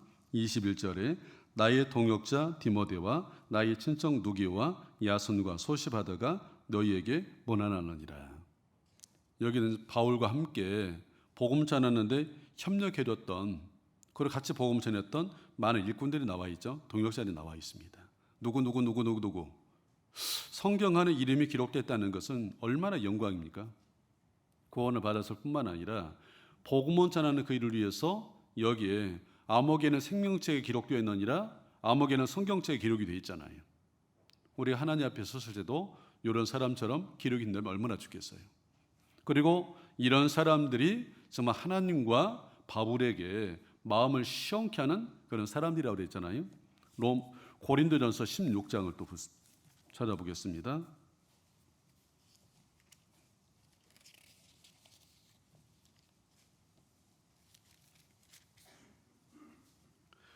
고린도전서 16장 18절 저희가 나와 너희 마음을 시온케 하였으니 그러므로 너희는 이런 자들을 알아주라. 저희가 나와 너희 마음을 시온케 하였으니 너희는 이런 자들을 알아주라. 바울과 함께 동역자로 정말 복음 전하는데 같이 했던 많은 일꾼들, 동역자들을 볼 때 저희가 나와 너희 마음을 시원케 하는, 마음을 시원케 하는, 근데 이런 사람들을 알아주라고 그랬죠. 그래서 복음에 합당하게 생활하는 것뿐만 아니라 일심된 마음으로 한 뜻으로 복음의 신앙을 위하여 협력하는 것과 우리가 서로 협력하는 가운데 복음을 전합니다. 그리고 교회 안에 하나 되는 그 안에는 또 한 가지 우리가 이제 우리의 마음판에 새기고 우리가 신앙 안에서 교회 안에서 실천해야 될 내용이 행동이 뭐냐? 여기 이제 빌립보서 2장 3절 4절을 보시죠. 2절은 이제 우리 하나 되는 가운데 우리의 마음과 태도를 얘기한다면은 3절 4절은 우리의 행동을 하는데 어떤 마음으로 3절 4절 아무 일에든지 다툼이나 허용을 하지 말고 오직 겸손한 마음으로 각각 자기보다 남을 낫게 여기고 각각 자기 일을 돌아본더러 또한 각각 다른 사람들의 일을 돌아보아 나의 기쁨을 충만케 하라. 자, 여기 보면은 아무 일에든지 다툼이나 허용을 하지 말고, 조건이 이제 우리가 일을 하는데 교회 안에서 일을 하는데 다툼이 있으면 될까 안 될까요? 분쟁이 있으면 안 되잖아요. 다툼이라는 것은 교만한 사람들이 모여 있으면은 그 가운데는 다툼이 있죠. 서로 머리가 들려고 하니까 다툼이 생기는 건데, 이게 다툼이나 허영으로 하지 말고 마땅히 주의 종은 다투지 않는다 그랬거든요. 정말 하나님 앞에 신실한 일꾼으로 선택받은 사람은 하나님의 일을 하는 가운데 다투는 가운데 일을 하는 게 아니죠. 우리가 창세기에 보면은 이삭이 그랄 지역에 내려갔을 때 그랄 목자들하고 이삭의 목자들하고 다툴 뻔한 상황이 있잖아요. 우물 문제 때문에 우물을 이삭의 목자들이 쳤는데 그랄 목자들이 와서 뺏어버려요. 다퉈가지고 싸워가지고 이걸 또 뺏는 게 아니라 다른 데 옮기죠. 이삭은 거기서 다투고 그거 싸워가지고 뺏는 게 아니라 옮겨가지고 또 우물을 파죠. 또 그랄 목자들이 와서 또 이걸 다투고 뺐죠. 또 옮기죠. 세 번째 옮기니까 어때요? 그때서야 이제 뺏지 않고 다툼이 해소가 되는, 그게 지혜로운 거잖아요. 그리고 우리가 이제 사사기 말씀에 보면은 기드온과 에브람 지파 사이에 큰 분쟁이 생겨서 동족 간의 전쟁이 터지면은 엄청난 사람들이 죽을 뻔한 상황이 벌어졌을 때 기드온이 전쟁에 참여해서 엄청난 전쟁의 성과를 냈잖아요. 에브람 지파가 나중에 그 전쟁에 참여해서 나중에 참여를 했어요. 근데 이 에브람 지파가 나중에 기드온한테 와서 가지고 딱 들이받아 버리잖아요. 이 들이받는 버릇이 있는 이 소처럼 기드온한테서 팍 받았어요. 야, 너희 전쟁하러 나갈 때 우리도 같이 데리고 가야 되는데 우리 왜 안 불렀냐? 들이받으니까 거기서 뭐요? 하면 어떨까요? 이제 동족 간에 큰 전쟁이 터져서 엄청난 사람이 그 전쟁으로 죽을 상황이죠. 근데 기드온이 거기에 다툼이 생기고 분쟁이 생기고 전쟁 터질 뻔한 상황에 온유함으로 그것을 해소하는 걸 볼 수 있죠. 에브라임 지파 사람들을 온유함으로 대해서 내가 한 것보다는 너희들이 한 것이 더 크지 않겠냐. 그러니까 에브라임 사람들이 기분이 좋아져 가지고 돌아갔다는 말이 있죠. 근데 그게 우리가 교회 안에서도 어떤 다툼과 분쟁과 싸움이 벌어질 상황에 우리 성질대로 하면 어떡해요? 사람이 받으면은 뭐이 하고 들이받는 버릇이 우리 안에도 있을까요, 없을까요? 여러분 안에는? 나는 없어. 가서 한번 건드려 봐요. 동일한 상황, 그런 모습이 우리 안에도 있거든요. 근데 그때 우리가 기드온처럼 이삭처럼 우리가 온유함으로 우리가 대했을 때 그 문제를 해소할 수도 있고 전쟁이 터질 수도 있고. 근데 우리는 거기에 다투지 말라는 것이 주님의 명령이잖아요. 주님의 종은, 그리스도인은 그 삶 속에서 다른 누군가하고 다투면은 손해가 받게 돼 있고, 주님이라는데 많은 방해가 되기 때문에 주님의 종은, 주의 종은 다투지 아니하는 거다. 다투지 않고. 그리고 허영으로 하지 말라는 게 뭘까요? 헛된 자랑, 헛된 욕망, 헛된 영광. 우리가 구원을 받기 전에는 눈에 보이는 세상 것에 마음이 가 있어서 거기에 내 마음이 있고 거기에 내 목적이 있었잖아요. 근데 우리가 구원받고 난 이후에는 세상 것 별거 있어요? 세상 것은 잠시 있다가 다 없어지는 거잖아요.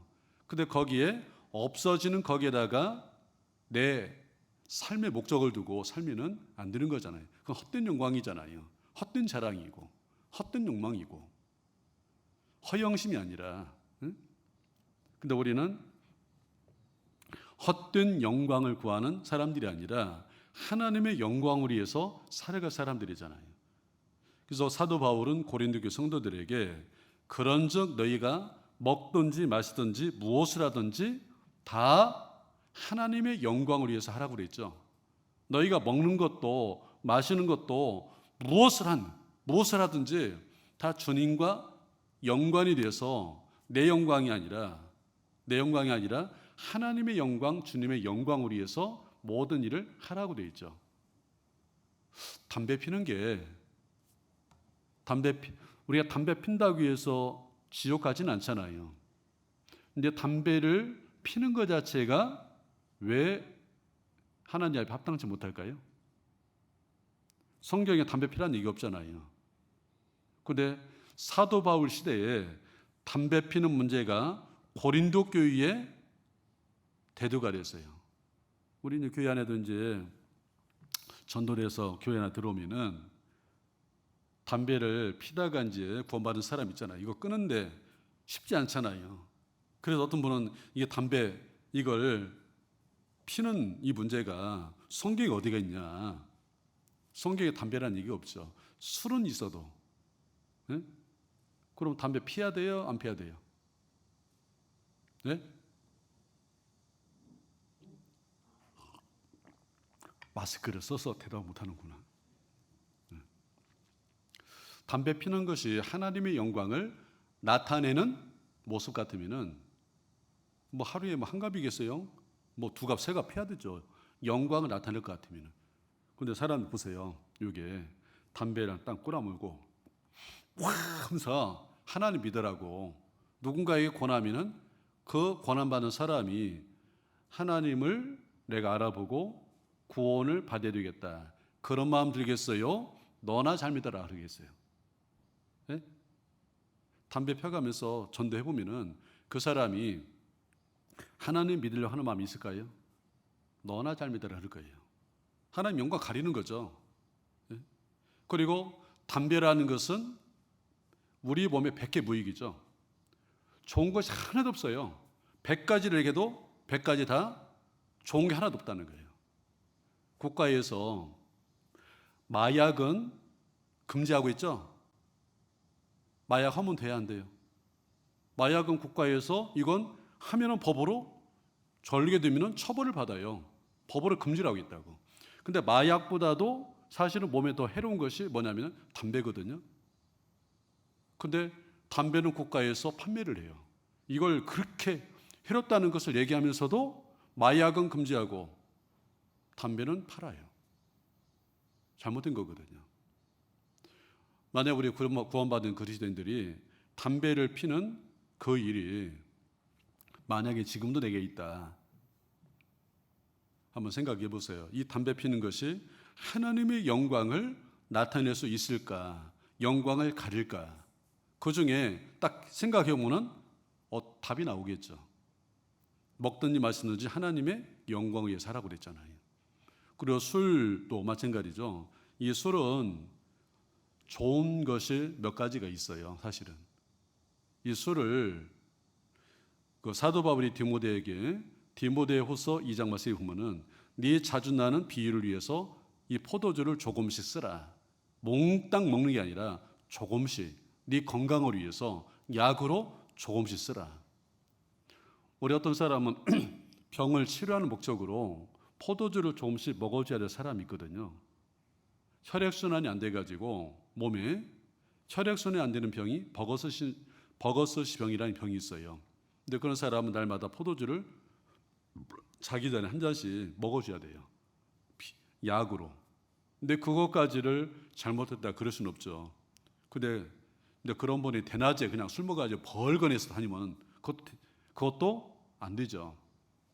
자기 전에 이제 한 잔 먹는 거 그것까지를 뭐 하나님 앞에 잘못됐다 그런 건 아니니까.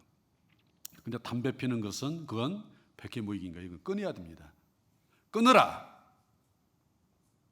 만약에 담배를 끊지 못하고 계시면요, 정말 교제 가운데 있어도 들어오지 못하거든요. 항상 내 안에 꺼림이 있거든요. 술을 끊지 못하는 것도 마찬가지죠. 술을 즐기려고 먹는 그런 사람들은 끊어야 돼요. 약으로가 아니라 즐기려고 먹는 사람들은 이것을 반드시 술을 끊어야 돼요. 방탕한 거잖아요. 술 취하면 제정신이 아니잖아요. 그래서 여기에 다툼이나 허영으로 하지 말고 너희의 삶 속에 겸손으로 이게 허영으로 하지 말고 오직 겸손한 마음으로 각각 자기보다 남을 낮게 여기고. 자, 이 겸손이라는 덕목은 우리 신앙 안에서의 가장 큰 덕목인과 동시에 우리가 행할 행동에 항상 겸손으로 행하라 그랬거든요. 한번 따라해 보세요. 겸손. 너희 안에 이 마음을 품으라. 곧 그리스도 예수의 마음이니. 그러면서 마태복음 11장 28절에 보면은 수고하고 무거운 짐진 자들아 다 내게로 오라. 내가 너희를 쉬게 하리라. 수고하고 무거운 죄짐을 지고 살아가는 인생들에게 내게 나아오라. 그리하면 하나님 긍휼히 여겨 주세요. 이 죄를 해결해 주세요. 나오는 사람 그대로 받아주시고 내가 너희를 쉬게 하리라. 그 모든 무거운 죄짐을 벗겨주시고 우리에게 진정한 평안을 우리에게 주는 거잖아요. 우리가 구원받을 때 그걸 다 이루어지는 거잖아요. 그 쉼을 얻은 사람에게 수고하고 무거운 짐진 자들아 다 내게로 오라. 내가 너희를 쉬게 하리라. 그러면서 나는 마음이 온유하고 겸손하니 내게 나와 배우라고 그랬죠. 예수님의 성품 가운데 온유하고 겸손한 성품, 그 마음을 가지고 내게 나와 배우라. 그 얘기는 예수님의 온유하고 겸손한 성품을 우리가 알면 어때요? 내 삶 속에 배워야 되죠. 그리고 내 삶 속에 행동으로 예수님께 그렇게 하신 것처럼 너희도 그렇게 행하라는 거죠. 겸손으로 행하라는 겁니다. 교만과 겸손은 정반대잖아요. 교만한 사람들이 모여있으면 계속 다툼과 분쟁이 끊이지 않죠. 서로 머리가 들려가니까. 근데 겸손한 사람들이 모여있는 가운데서는 조용하죠. 그리고 주님의 뜻이 이루어지고. 예수님은 겸손의 왕이라고 그러잖아요. 하나님이 이스라엘 백성들 가운데 떨기나무 불꽃 가운데 하나님께 임했잖아요. 그리고 모세에게 나타내셨죠. 근데 떨기나무와 백향목이 있잖아요. 성경에 보면은 백향목, 성전을 지을 때도 백향목을 켜서 성전을 지었잖아요. 백향목은 어마어마한 큰 나무잖아요. 쭉 자라는. 근데 그 백향목이나 큰 나무에 임할 수도 있는데 왜 떨기나무 가운데 보잘것없는 초란 거기에 불꽃이 맺을까요? 그리고 그 하나님께서 인간을 구원하기 위해서 이 세상에 육신을 입고 오실 때 멋진 모습을 가지고 왔을까요? 우리가 이제 성화 보면은 예수님의 그림이 멋지게 생겼잖아요. 근데 이사야 53장에 보면은 예수님의 모습은 고운 모양도 없고 풍채도 없은즉, 고운 모양도 없고 풍채도 없다 그 얘기는 정말 세상 사람이 봤을 때 볼품이 없다 그 얘기잖아요. 멋지게 생긴 모습이 아니라 정말 초라한 모습, 볼품 없는 그런 육체를 가지고 이 세상에 왔어요. 예수님이 태어나는 곳이 왕궁에서 태어났어요? 짐승 우리간에 태어났습니까? 짐승 우리간이잖아요. 냄새나는 짐승 우리간에서 예수님이 탄생이 됐고, 금침대가 아니라 예수님의 누렸던 것은 짐승의 구유, 먹이통 위에 침대가 됐잖아요. 그리고 예수님께서 왕궁에서 자랐던 게 아니잖아요. 저 나사렛 목수 아들 집에서 30년 동안의 생활을 했고, 그리고 예수님께서 나중에 3년 반 동안 공생애를 하면서 나중에 왕의 모습으로 예루살렘 입성할 때 백마를 타고 입성한 게 아니죠. 예수님이 나귀 새끼를 타고 입성하는 그 모습은 그렇게 입성하는 모습이 구약 성경에 예언되어 있잖아요. 나귀 새끼를 타고 겸손의 왕이 예루살렘 입성, 겸손의 모습. 이게 백마를 타고 입성할 때는 어린아이들은 따라가지 못할 텐데 나귀 새끼를 타고 가는 그 모습 가운데 어린아이들까지 뒤를 따라오면서 호산나 찬양을 하죠. 그리고 예수님께서 죽으시기 전날 밤 제자들에게 대야에다가 물을 갖다 놓고 한 사람 한 사람 다 씻겨줬잖아요. 내가 너희에게 이 발을 씻긴 것처럼, 본을 보인 것처럼 너희도 이와 같이 하라. 발을 씻기는 것은 종이하는 거잖아요. 낮아져야 씻길 수 있는 거잖아요. 그것처럼 내가 너에게 이렇게 본을 보였다니, 내가 죽고 난 이후에 너가 교회 가운데서 이렇게 하라. 우리의 겸손의 모습을 예수님께 직접 보여주셨고 그걸 행하라는 거죠. 그리고 우리의 모든 질고를 지고 우리의 모든 지점을 지고 십자가를 지고 골고다 언덕에 올라가시는 그 모습은 예수님께서 얼마나 겸손하신 모습인지를 얘기하는 거죠. 그래서 예수님의 모습은 온유와 겸손의 모습인데, 너희가 내게 나와 그 멍에를 지고 내게 나와 배우라 그랬죠. 배우라. 자, 이사야서 57장을 한번 찾아보시죠.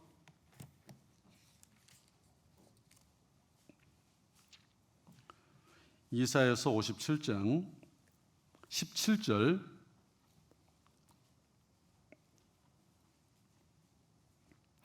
지존무상하며 영원히 거하며 거룩하다 이름하는 자가 이같이 말씀하시되, 내가 높고 거룩한 곳에 거하며 또한 통의하고 마음이 겸손한 자와 함께 거하나니 이는 겸손한 자의 영을 소성케 하며 통의하는 자의 마음을 소성케 하려 함이니라.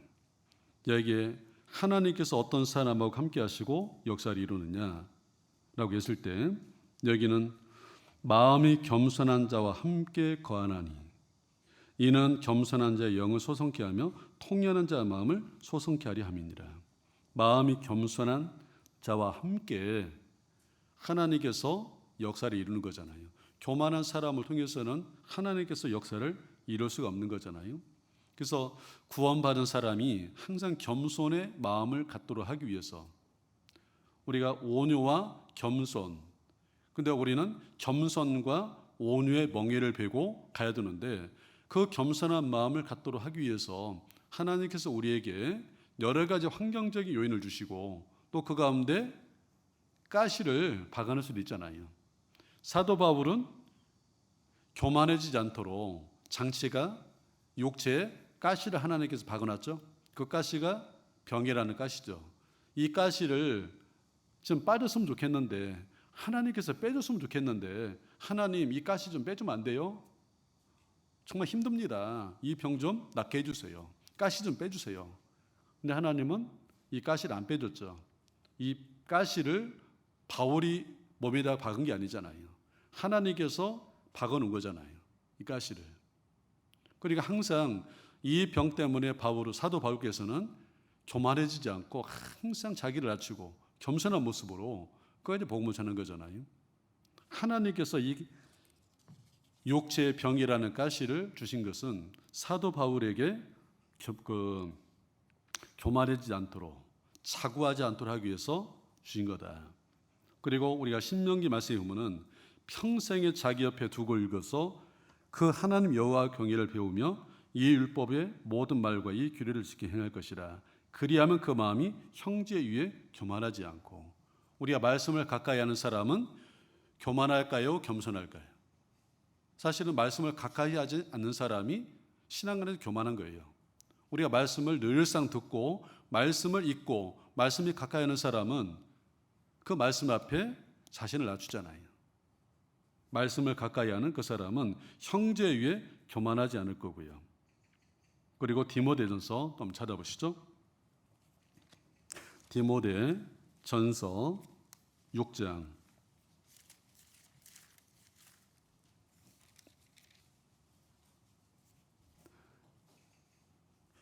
3절. 누구든지 다른 교훈을 하며 바른 말 곧 우리 주 예수 그리스도의 말씀과 경건에 관한 교훈에 창념치 아니하면 저는 교만하여 아무것도 알지 못하고 변론과 언쟁을 좋아하는 자니 이로써 투기와 분쟁과 회방과 악한 생각이 나며 마음이 부패하여지며 진리를 잃어버려 경건을 이익의 재료로 생각하는 자들의 다툼이 일어나느니라. 여기 교만한 사람과 겸손한 사람 차이가 있죠. 여기 보면은 우리 주 예수 그리스도의 말씀과 경건에 관한 교훈에 창념치 아니하면 교만으로 가는 거고, 창념하면은 겸손으로 가는 거죠. 창념한다는 것은 주의 깊게 생각하는 거죠. 하나님께서 주신 말씀을 깊이 있게 생각하면서 그 말씀 마음판에 두고 그 말씀대로 행하려고 하는 사람은 겸손해지게 돼 있어요.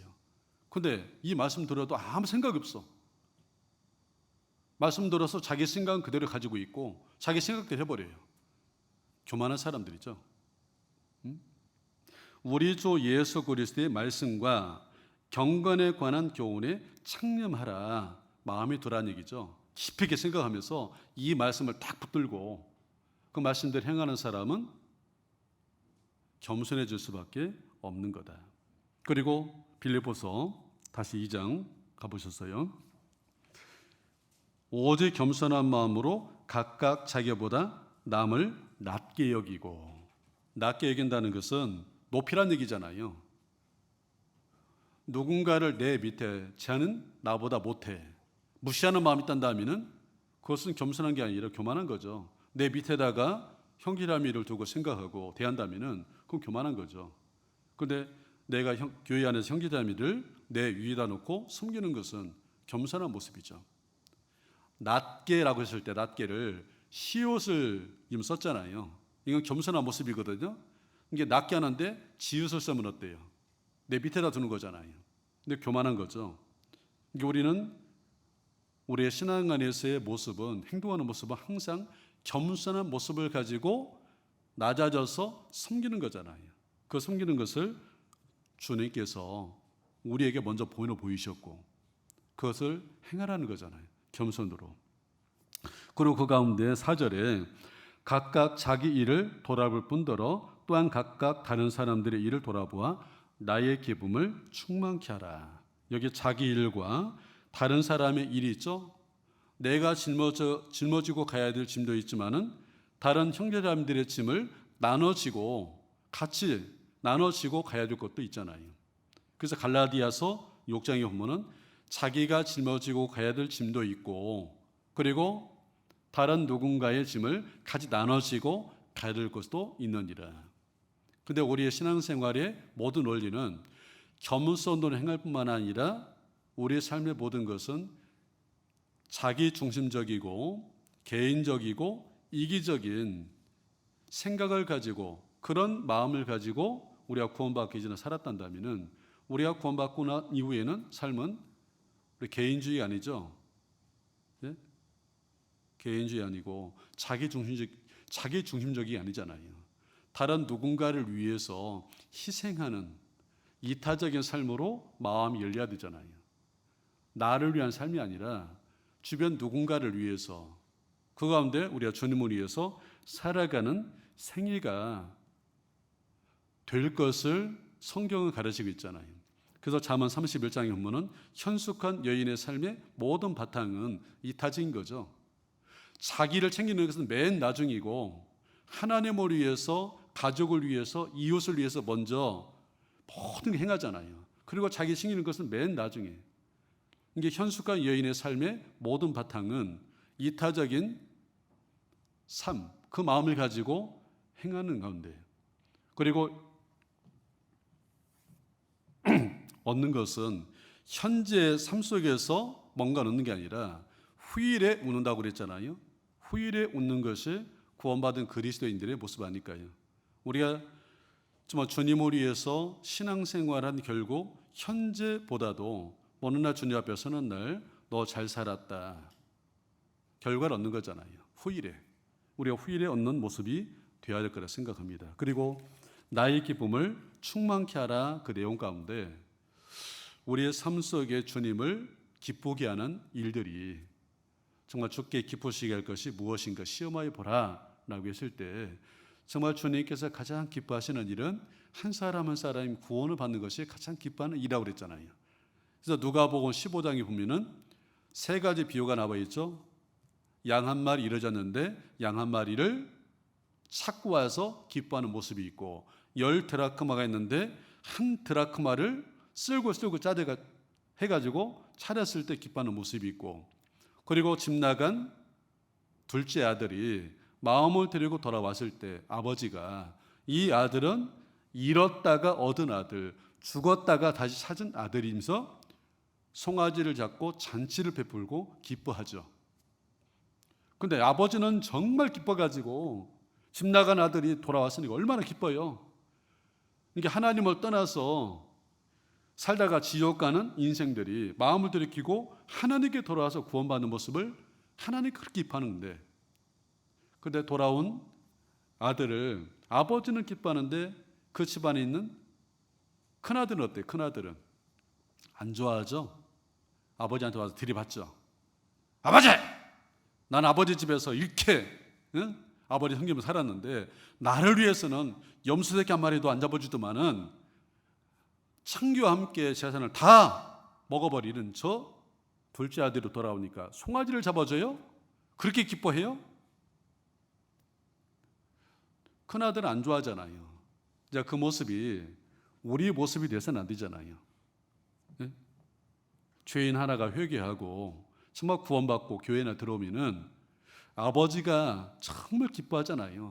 잃었던 아들, 죽었다 살아난 아들이라고 너무 기뻐하는 것처럼 우리도 그런 마음을 기뻐해야 되잖아요. 근데 구원받았다는 분이 누가 구원받았다는 그거 구원받았어? 아무 감동도 없고 기뻐하지도 않고. 근데 그 사람은 큰아들이죠. 큰아들. 근데 그게 아니라 정말 내 가족이 구원받은 것처럼, 나와 연관된 누군가가 구원받은 것처럼 같이 기뻐하고 즐거워하는 것이 마땅하지 않을까요? 그래서 나의 기쁨을 충만케 하라 라고 했을 때 정말 주님께서 가장 기뻐하는 것은 한 사람 한 사람 영혼이 구원을 받고 하나님께 돌아오는 모습을 정말 기뻐하는 모습이니까. 그래서 내일부터 또 시작이 되는 수양회가 있잖아요. 그렇죠? 비록 공주에 가서 우리가 대면해서 땀 뻑뻑 흘리면서 전도하는 여건은 아닐지라도 또 오히려 이게 장점이 될 수 있거든요. 전도하는데. 그래서 내일부터 시작이 되는 수양회에 모든 분들이 지금 전도 함께 할 수 있도록 했으면 좋겠고요. 그리고 복수원교회의 슬로건이 뭐죠? 때가 이름에 거두리라. 뭐 하다가? 그 앞에 전제가 있잖아요. 선을 행하다가 낙심하지 말더니, 아이고 내 신세야, 저 인간 안 돼, 우리 남편 안 돼, 우리 아버지 안 돼. 그리고 포기하는 게 아니라 구원받을 것을 믿고 아무리 강팍한 사람이라 하더라도 계속 두들기다 보면 어때요? 때가 되면은 하나님께서 진짜 강하다고 생각한 사람이 확 부러지는 것처럼 진짜 안 될 것 같은 사람이 구원을 받는 모습을 많이 있잖아요. 그래서 올해도 정말 그렇게 안 될 것 같은 사람들이 구원받는 모습을 수양회가 끝난 이후에 좀 많이 듣기를 참 원합니다. 그래서 내일부터 시작이 되는 하교 수양회 말씀을 다 좀 참석해서 저녁에 이제 하니까요. 다 참석해서 영상으로 전도하는 거지만은 진짜 대면에서 하는 것처럼 그런 마음을 가지고 함께 동참해서 또 전도할 수 있도록 했으면 좋겠습니다. 같이 기도드리겠습니다. 하나님 감사합니다. 오늘도 저희에게 말씀을 들을 수 있는 또 시간 주시고 또 말씀을 통해서 하나님의 뜻을 아는 것만큼 행할 수 있도록 해주시기 원합니다. 우리가 구원받고 사는 우리 남은 날 정말 주님의 사랑 안에서 마음이 하나가 되고 또 한 마음과 한 뜻으로 복음 전하기를 간절히 원하는 마음으로 살게 하시고 또 협력하고 또 전도하는 가운데 많은 사람이 구원을 받아 하나님께 영광 돌릴 수 있기를 참으로 원합니다. 그리고 우리가 삶 속에서 모든 행동을 겸손한 마음으로 또 신앙생활하고 또 교회 안의 형제자매들을 대할 수 있도록 해주시기를 원합니다. 그리고 내일부터 진행되는 수양회에 모든 식구들이 함께 동참해서 전도할 수 있도록 해주시고 또 이 일을 통해서 많은 사람들이 구원을 받아 하나님께 영광이 돌아가고 저에게는 기쁨이 될 수 있는 수양회로 채워주시기를 간절히 원하면서 예수님의 이름으로 기도드렸습니다. 아멘.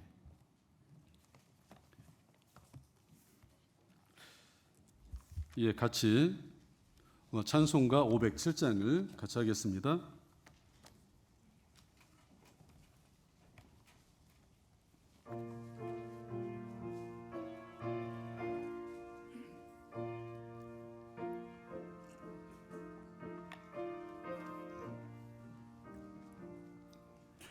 주님의 마음을 본받는 자, 그 맘에 평강이 찾아오면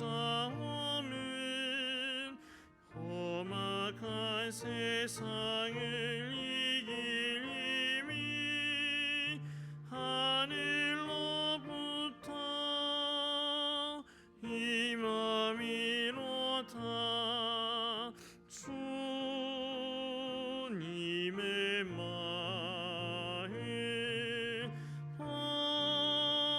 본받아 살면서 그 거룩하심 나도 이루니.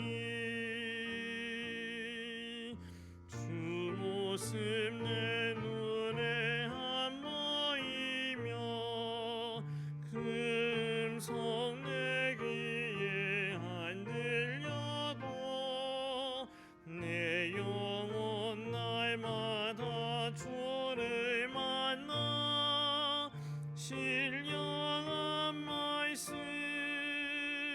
늘 배우도다. 주님의 마음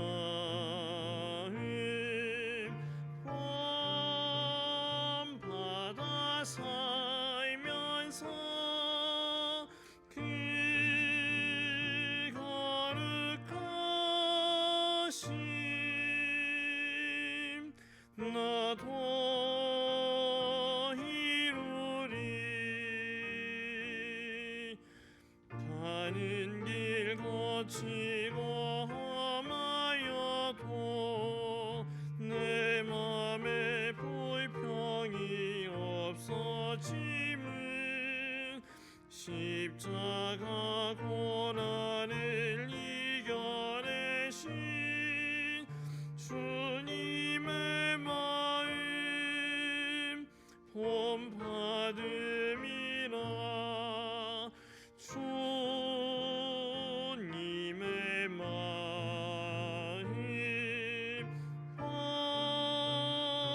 본받아 살면서 그